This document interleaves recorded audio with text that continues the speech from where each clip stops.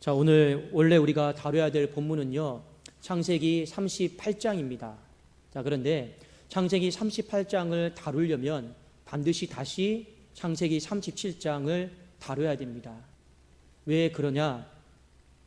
창세기 38장에 보면 유다와 다말에 대한 이야기가 나옵니다. 이 다말이 유다의 며느리죠. 근데 우리가 잘 알고 있어요. 유다는 시아버지고 다말은 며느리인데 여기서 자녀가 생겨버려요. 그리고 이 자녀로 말미암아 마태복음 1장에 가면 다윗의 족보가 나오고 예수 그리스도의 족보가 나옵니다. 자, 그 근거가 되는 말씀이 창세기 38장이에요. 그런데 좀 이해가 안 되는 부분이 있습니다. 창세기 37장에 요셉의 이야기가 시작이 되어서 요셉이 애굽으로 팔려가요. 그리고 이제 다음에 나와야 될 내용이 요셉이 애굽에 어떻게 팔려가는지, 어떤 생활을 하는지가 38장에 나와야 되는데 38장이 안 나오고 39장부터 나옵니다. 그러니까 이 38장은 굉장히 난해한 장이에요. 어떻게 보면 여러분 생뚱맞는 그런 장입니다. 유다 부분을 다루고 있는데 그러면 이 부분을 어떻게 해석해야 되느냐? 다시 37장으로 돌아와야 됩니다. 자, 성경에 보면 유다가 처음 등장한 부분이 있어요. 그 부분이 어디냐면 창세기 37장입니다. 그리고 우리는 다시 성경이 인도하는 대로 따라가서 하나님이 유다의 어떤 부분을 주목하셨길래 유다의 이야기를 38장에 독립적인 한 장으로 하나님은 도출하셨을까? 이것을 여러분들이 한번 같이 보기를 원합니다. 먼저 유다를 다시 한번 소개합니다. 야곱이 레아와 결혼을 했습니다. 레아가 4명의 아들을 낳았어요. 첫 번째가 루벤이고, 두 번째가 시몬, 세 번째가 레위, 마지막이 유다였습니다. 유다의 이름의 뜻은 찬송이에요. 왜 찬송이라고 지었습니까?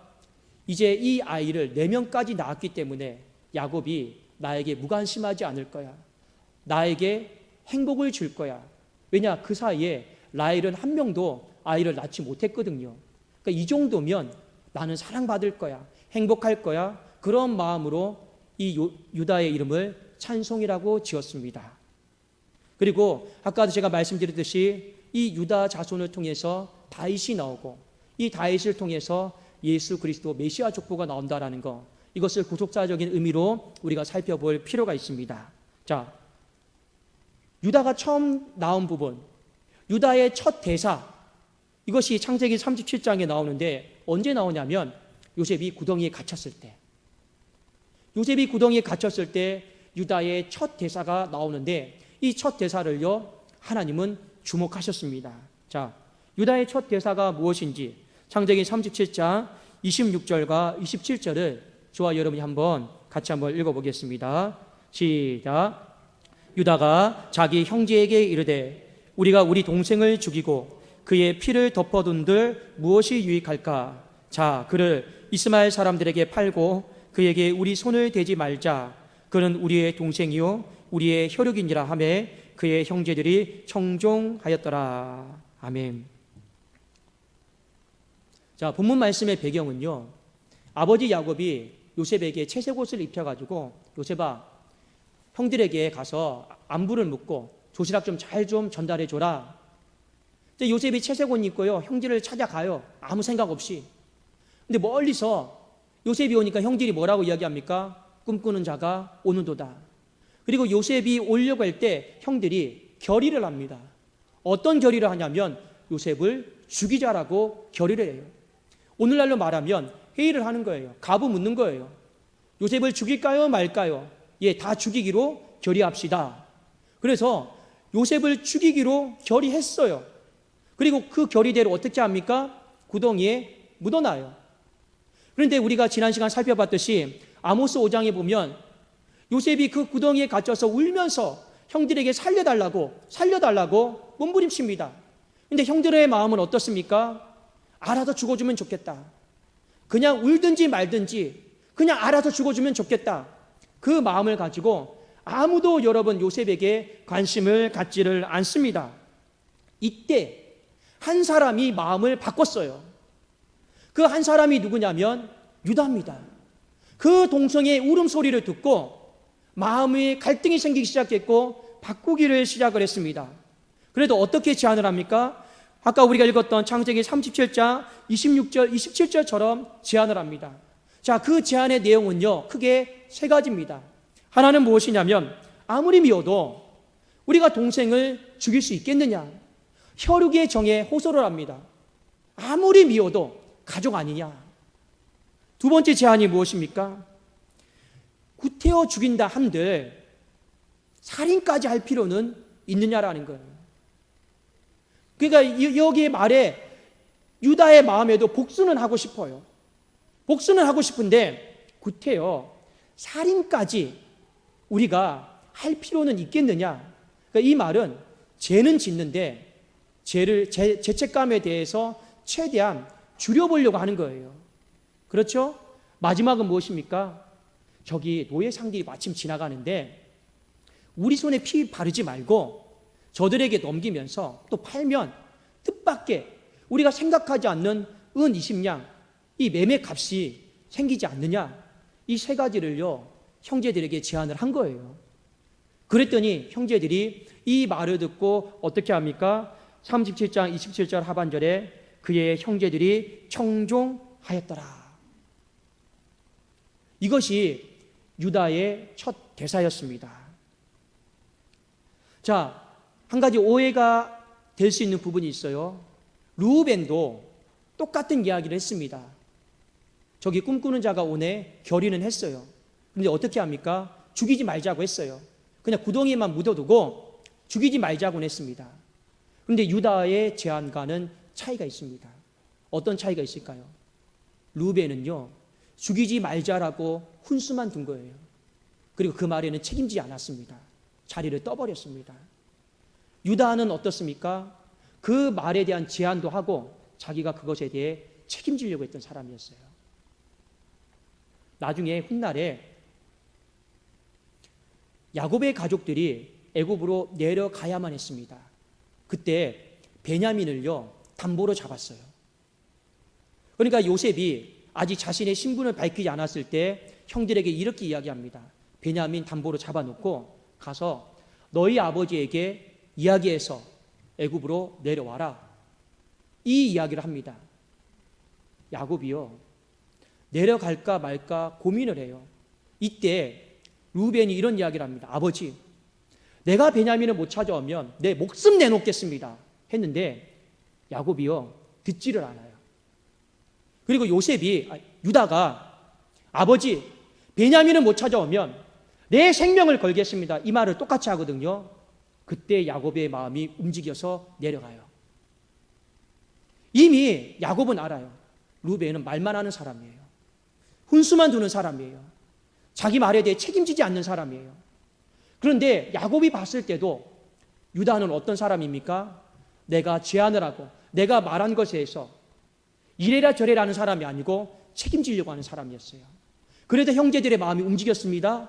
훗날에 야곱의 마음도 움직였습니다.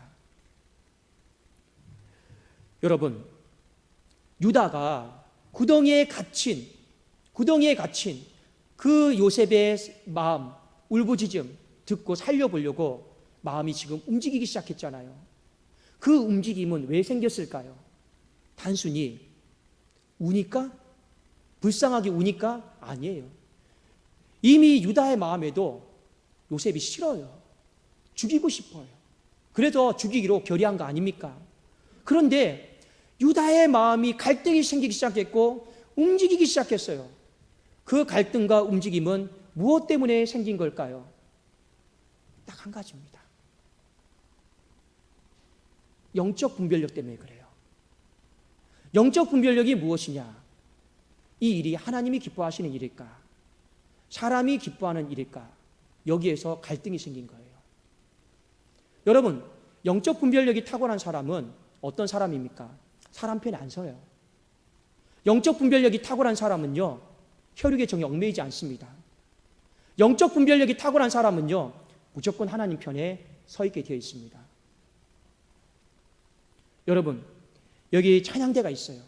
찬양대가 성가 연습을 하다가 담임 목사 이야기가 나왔습니다. 담임 목사 흉을 봐요. 여기 권사님도 흉을 보고 집사님도 흉을 보고 다 흉을 봐요. 그래도 결론이 어떻게 났느냐? 담임 목사 죽일 놈. 다 흉을 봤어요. 그런데 이 속에서 한 사람이 그건 아니다. 그건 하나님이 기뻐하시는 일이 아니다. 마음에 갈등이 생겨요. 그때 이 한 사람이 손을 들고 여러분 그거 하나님 안 기뻐하시잖아요. 그렇게 하면 안 되잖아요. 이렇게 말하는 것이 쉽습니까? 어렵습니까? 굉장히 어려워요. 나도 똑같은 마음인데 다 그렇게 결론이 났는데 여러분 그래도 그건 아니잖아요. 이렇게 말하는 것이요. 어려운 일이에요. 지금 요셉의 상황이 형제들의 상황이 똑같습니다. 이미 평소부터 죽일 마음이 있었고 한 번만 더 밉보여봐라. 가만히 내버려 두지 않겠다. 그리고 이미 꿈쟁이가 오네 죽이기로 결의까지 끝났어요. 이 속에서 아니다라고 살려두자라고 말하는 것이 쉽지가 않아요. 그런데 유다가 이 일을 해냈습니다. 왜 해냈습니까? 하나님 편에 섰거든요. 사람 편에 서지 않았거든요. 그의 마음속에 여기에 대한 갈등이 생긴 거예요. 그래서 식사하면서 고민 끝에 어떻게 하면 이 사리로 시기심으로 적대감으로 가득 차 있는 형제들을 설득시킬 수 있을까 했는데 아니나 다를까 이 노예상들이 지나가는 거예요. 그러면 됐다. 내가 세 가지를 좀 제안을 하면 결국에 사람이 약한 게 돈 아닙니까? 그러면 이제 팔아버리면 돈 생기니까 이래저래 말을 만들어서 형제들을 설득할 수 있겠다 하고 제안을 한 거예요. 그리고 그 설득이 형제들에게 소위 말하면 잘 먹혔습니다. 잘 용납이 됐습니다. 하나님은 유다의 이 첫 대사를 주목하신 거예요. 레아에 네 아들이 있다고 했죠. 루벤, 시몬, 레위입니다. 여러분 창세기 34장에 보면 레아의 딸 중에 디나가 있죠. 디나가 세겜 땅에 구경 나갔다가 강간을 당합니다. 이 일로 인해서 시므온과 레위가요 칼을 들고요 100배의 보복을 해버려요. 그리고 이 일로 인해서 야곱의 명성이 하나님의 명성이요 땅으로 추락해버립니다. 이때 시므온과 레위가 야곱에게 이런 말을 합니다.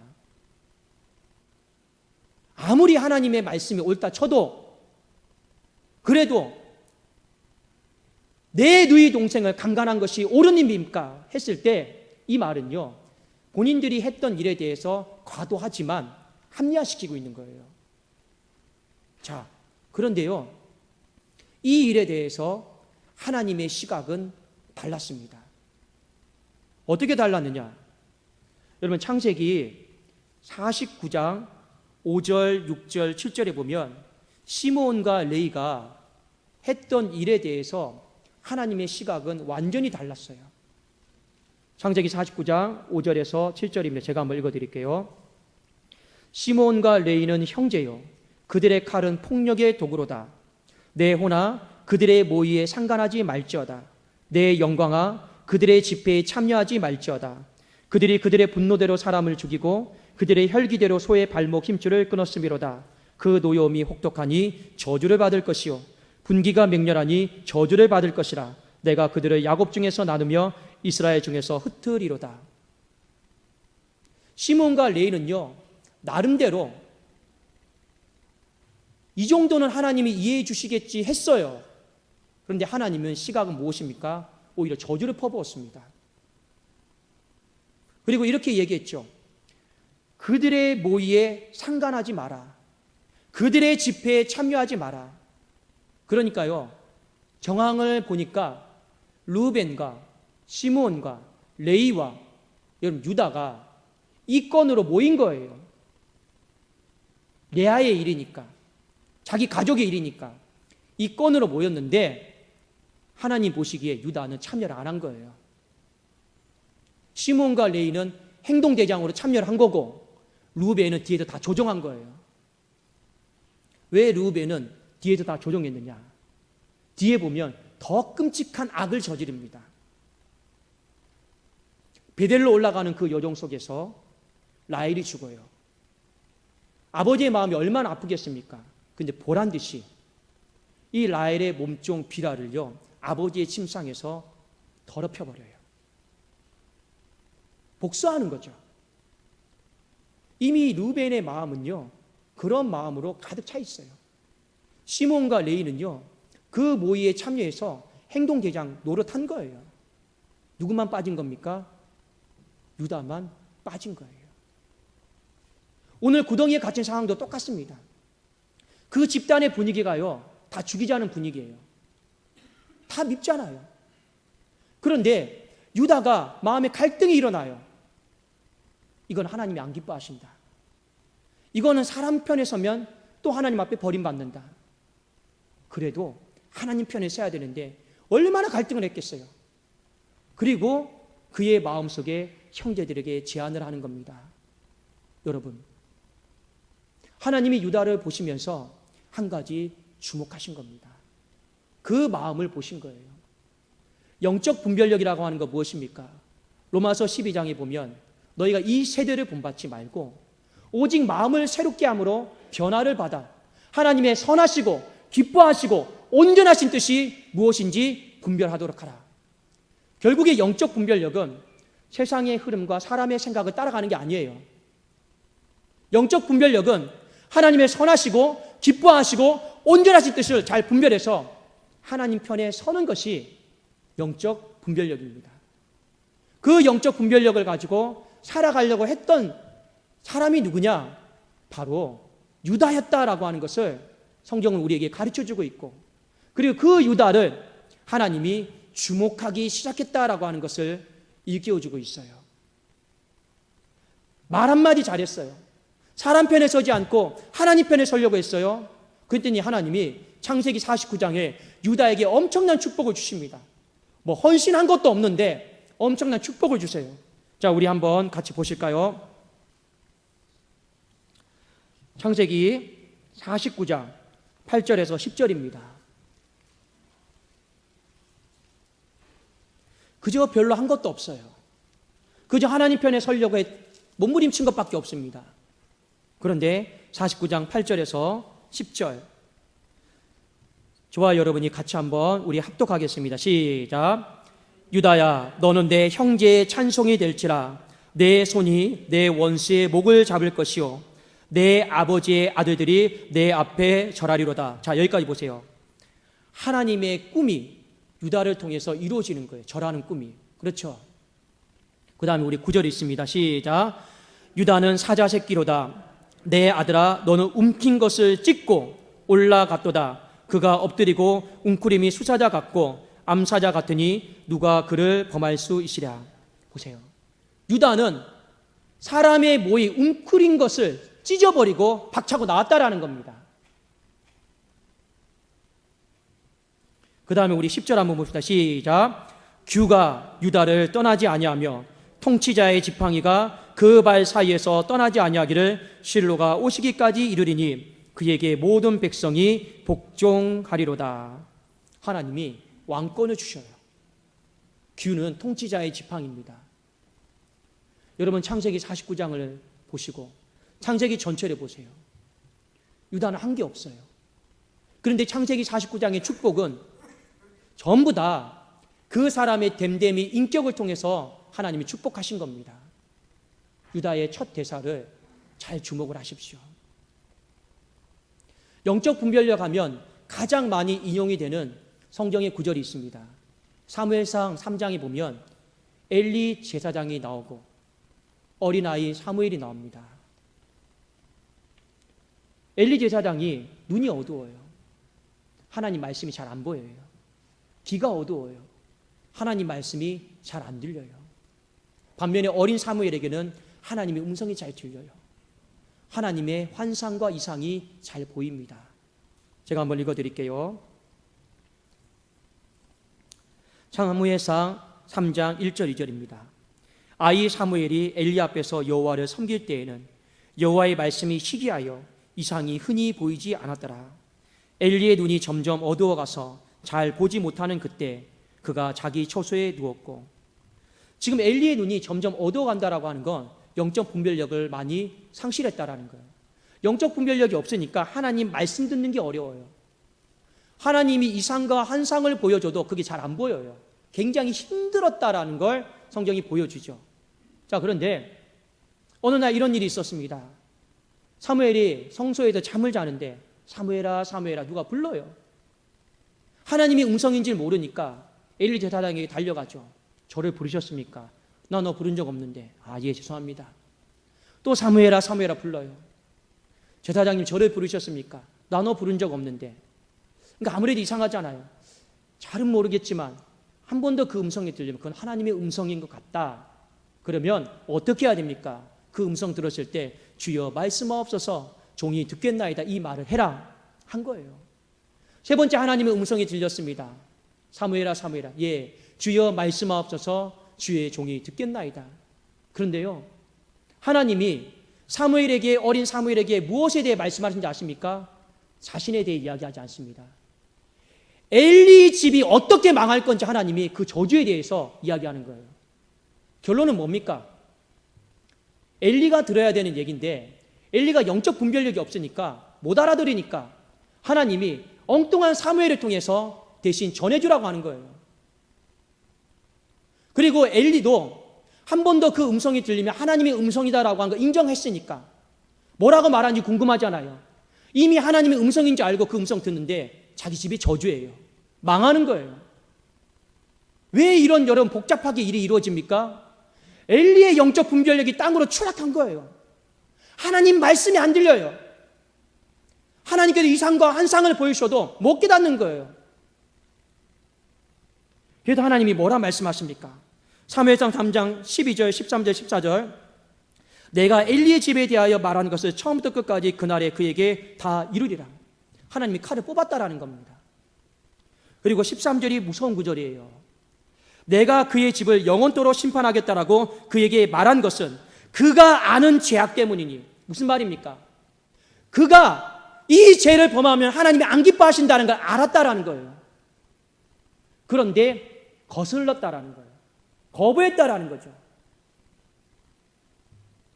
이는 그가 자기의 아들들이 저주를 자청하되 금하지 아니하였습니다. 그러므로 내가 엘리의 집에 대하여 맹세하기를 엘리 집의 죄악은 제물로나 예물로나 영원히 속죄함을 받지 못하리라 하였노라 하셨더라. 그래도 엘리의 집이 망해요. 그 대제사장의 집이요 망해버립니다. 여러분, 유다는 장자가 될 수 없는 사람입니다. 루벤을 하나님 버렸어요. 시몬과 레위도 장자에서 하나님이 버렸습니다. 레아의 아들 중에 유다마저도 사람 편에 서고 하나님 편에 서지 않았으면 요셉이 장자가 되실 거예요. 그런데 하나님은 혈육의 계통의 순서도 존중해 주셨습니다. 그래서 어떻게 합니까? 레아의 아들 중에 유다를 마지막 봤는데 이는 영적 분별력을 가지고 악한 자의 모의에 참여하지 않고 구덩이에 갇혀 있을 때도 사람의 어떤 말, 그 결의는 했지만 이건 아니다 싶어가지고 그 마음에 갈등이 있어서 하나님 편에 서려고 몸부림쳤어요. 그리고 하나님은 됐다 하고 내가 너를 장자 삼아야겠다. 내가 요셉을 통해 꿈꾸었던 모든 것은 내가 유다 너를 통해서 이루겠다 한 거예요. 변변치 못한 가문입니다. 그런데 영적 분별력 하나, 사람 편에 서지 않고 하나님 편에 서려고 했던 이 한 가지 마음 때문에 하나님 그 가문을 일으켰어요. 반면에 엘리 제사장은 어떻습니까? 혈통적으로 가문이 되게 좋아요. 그러나 영적 분별력을 다 잃어버림으로 말미암아 그의 집을 하나님이 완전히 다 정리하셨습니다. 여러분, 영적 분별력이다라고 하는 거 어려운 거 아니에요. 이 세대를 본받지 말고 사람의 생각도 중요한 게 아니에요. 하나님께서 무엇을 기뻐하실까? 하나님께서 기뻐하시는 선하시고 온전하시는 뜻이 무엇일까? 하나님 편에 서는 게 영적 분별력입니다. 굉장히 단순하고 간단해요. 왜요? 하나님의 말씀은 어제나 오늘이나 영원토록 동일해요. 상황 따라서 왔다 갔다 하지 않아요. 그래도 우리가 하나님 편에 서는 건 쉬워요. 자, 그런데 또 살다 보면 하나님 편에 서는 건 굉장히 어렵습니다. 왜요? 인간의 모든 생각, 환경 거기다 맞춰주려고 하다 보니까 우리가 내가 직장을 가야 되는데 주일 성수가 걸려요. 결단은 간단해요. 주일 예배를 내가 못 드릴 것 같다 하면 안 가면 돼요. 자, 그런데 거기서 우리가 마음이 복잡해지죠. 가정 형편이 어려운데, 생계가 어려운데, 자, 여기서 갈등해요. 그러면서 여러분 하나님 편에 서는 것이 어려워지는 거예요. 그냥 내가 하나님 앞에 이 주일을 온전히 성수해야겠다. 하나님이 예배를 기뻐하신다. 결단하면 끝나는 문제예요. 사람 생각 고려해주고, 가정 형편 고려해주고, 모든 감정 고려해주고, 이러다 보면 결코 하나님 편에 설 수 없습니다. 사람 편에 설 수밖에 없어요. 그래서 영적 분별력을 가지려면 어떻게 해야 됩니까? 욕심을 내려놔야 돼요. 왜 유다에게 하나님의 영적 분별력이 생겼을까요? 그가 가지고 있었던 요셉을 향한 미움, 다툼, 시기, 질투, 싸우고자 하는 종교, 아버지가 나를 사랑해주지 않았던 마음들 다 내려놓은 거예요. 다 내려놓으니까 무엇이 보입니까? 하나님의 뜻이 보여요. 하나님은 그걸 보신 거예요. 미움, 다툼, 시기, 질투, 정욕 안 내려놓으면 내 눈이 안 보여요. 내 귀가 안 들려요. 엘리 제사장처럼. 하나님은 유다의 이 첫 대사가 너무 찬송처럼 마음에 들었어요. 너무 아름다운 고백이었어요. 그래, 평생 하나님 편에 설 수만 있다라면 너의 후손을 통해서 메시아의 나라를 내가 만들어 가겠다. 하나님은 그 작은 움을 보시고 싹을 보신 거예요. 그래서 꽃이 피게 하시고 그 결실로 온 지면에 충만하게 하신 것입니다. 우리 성도님들, 우리가 죽고 사는 문제는 하나님 말씀에 달려 있습니다. 주의 말씀은 내 발의 등이요 내 길의 빛입니다. 말씀 따라가야지 우리의 길이 살고, 말씀 따라가야지 우리의 인생이 소망이 보이는 것입니다. 영적 분별력 잘 기억하십시오. 사람 편에 설 것인가, 하나님 편에 설 것인가, 복잡한 문제인 것 같은데 욕심만 내려놓으면요 답은 너무나도 쉽게 나옵니다. 그리고 그 영적 분별력을 통해서 하나님은 있음과 없음을 통해서 흥망성쇠를 결정하셨다라는 것, 그것이 성경이 우리에게 보여주는 메시지입니다. 마지막으로 결론을 맺습니다. 창세기 38장에 보면 유다와 다말의 이야기가 나옵니다. 다음 주에 설교를 할 수도 있고 또 넘어갈 수도 있겠지만 요지는 하나입니다. 한 여인이, 다말이 큰 며느리예요. 큰 며느리예요. 그런데 남편이 빨리 죽었어요. 성경에 계대 결혼이라고 하는 것이 있습니다. 그 상속을 잇기 위해서 하나님이 그럼 남편이 죽으면 어떻게 합니까? 그 동생이 결혼하지 않았으면 형수와 아이를 낳아야 돼요. 그리고 그 다음 동생 또 형수와 아이를 낳아야 됩니다. 그게 하나님이 허락하신 계대제, 계대 결혼입니다. 이유는 딱 한 가지예요. 하나님의 믿음의 상속자가 끊어지지 않도록 하기 위한 거예요.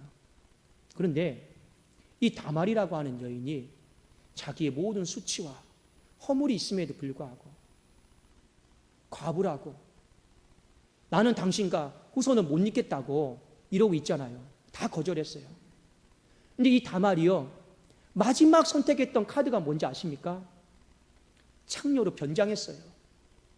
그리고요, 그 집에 남자, 시아버지 유다를요 유혹한 거예요. 그래서 낳은 아들이요 베레스예요. 인간적으로 보면 모양새가 안 좋죠. 근데 그 유다의 가문에는 무엇이 흐르는지 아십니까? 믿음으로 하나님의 나라를 세우려고 하는 이 거룩한 마음이 있더라는 거예요. 인간의 눈으로 보았을 때 부족하고 연약하고 허물이 많아도 그 근본 바탕의 마음에는 무엇이 있습니까? 사람을 생각하는 것이 아니요, 하나님을 생각하고 세상 나라를 생각하는 것이 아니고 하나님의 나라를 생각하고자 했던 그 마음을 하나님은 다시 한번 보여주신 거예요. 메시아의 나라는요, 하나님 편에 서는 사람을 통해서 세워진다라고 하는 거, 그거 성경이 우리에게 일깨워 주려고, 가르쳐 주려고 오늘 창세기 38장을 언급한 거예요. 그리고 유다의 첫 대사를 언급을 한 것입니다. 여러분, 우리 한 가지 소망 갖고 결코 사람 편에 서지 말고 영적 분별력 가지고 끝까지 몸된 교회가 하나님 편에 서서 하나님께서 이 교회의 미래도 책임져 주시고 여러분의 성도님들의 가정도 책임져 주시고 우리 청년들의 모든 인생도 하나님께서 염려하지 말고 또 걱정하지 말라고 하시 그 말씀 따라서 책임져 주시고 보살펴 주시는 하나님의 넉넉한 자비로우신 은혜가 있기를 주님의 이름으로 축원합니다. 기도하겠습니다.